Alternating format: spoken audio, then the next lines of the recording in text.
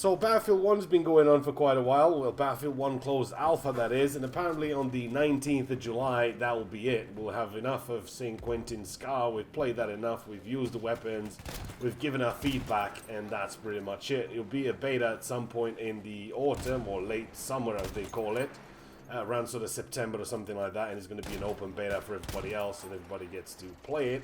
And hopefully it will be something different than it was this time around, because I personally think that this wasn't the best map for us to sort of play around. There isn't too much cover. There's just a little bit in the city where sort of everybody's bunched up together there, and if you really want to sort of go on kill streaks and sort of get that, then you should just play as Assault. Assault can dominate pretty much everything at this stage. There's still so much balancing to be done with the classes, but more weapons and more things are going to come, so we'll just have to see how that's going to work. But I still think if you'd have given sort of the shotgun to maybe the medics, or give the shotgun to the support, maybe that would have changed things up a little bit, because you'd have medics going around trying to support infantry as much as they can by reviving them and by sort of getting up there and close and personal. While I still don't understand why they took out the ticket mechanic. What happened? Who complained? What's going on? Where is it? Bring it back.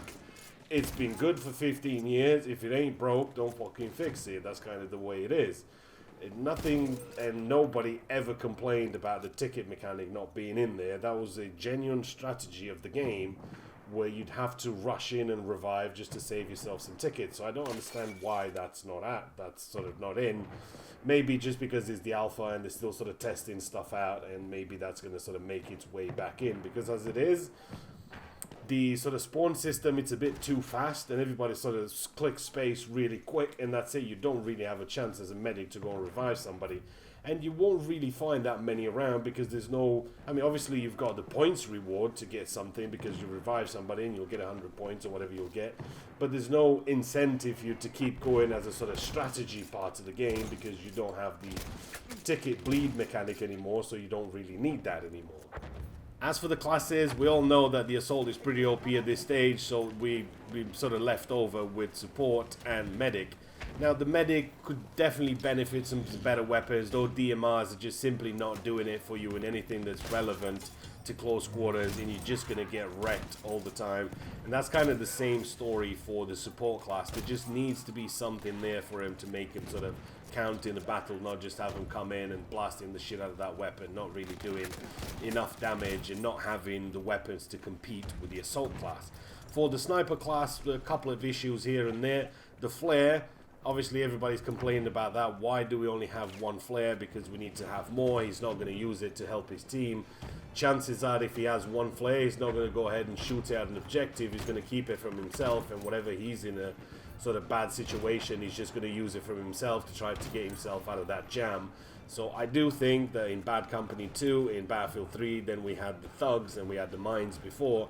They always sort of came in sets of 3, and I think that's always going to be a natural thing, and I don't really see why he shouldn't get more than just that one flare, because it doesn't really make sense.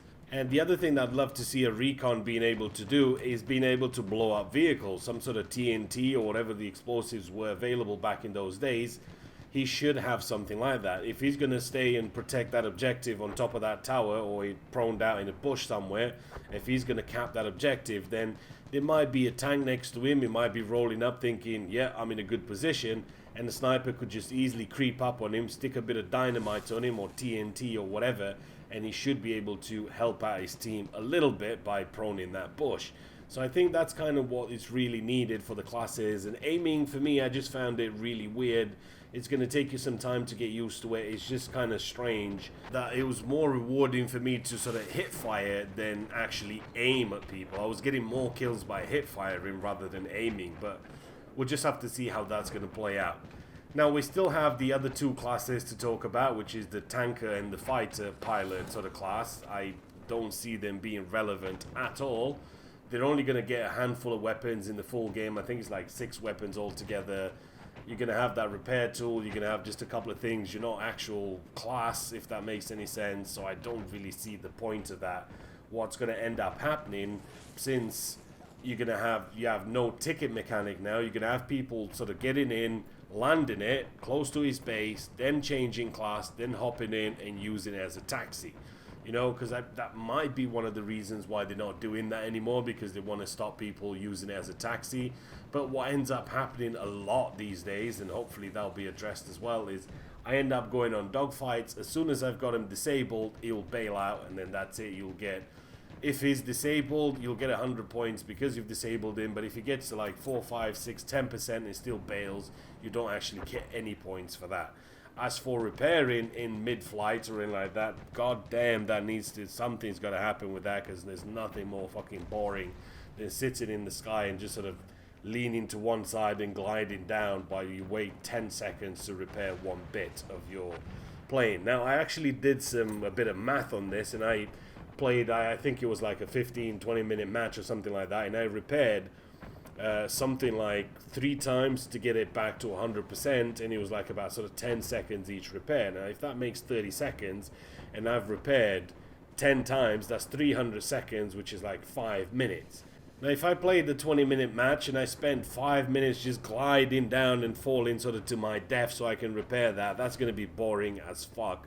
So that really needs to be addressed at some point, and as quickly as possible, because not only do you get damage from small arms fire, not only do you get damage from pretty much everything can shoot at you, and you will take damage, so you're constantly trying to repair that. So they'll need to have something. I know it's too early for us to have sort of maintenance and things like that for back in those days, but they need to do something with that mechanic, because I just think it's stupid and it shouldn't really be in there. But then again, we only have an extra month or so to wait, and we will get a beta, and we'll see what that's all about.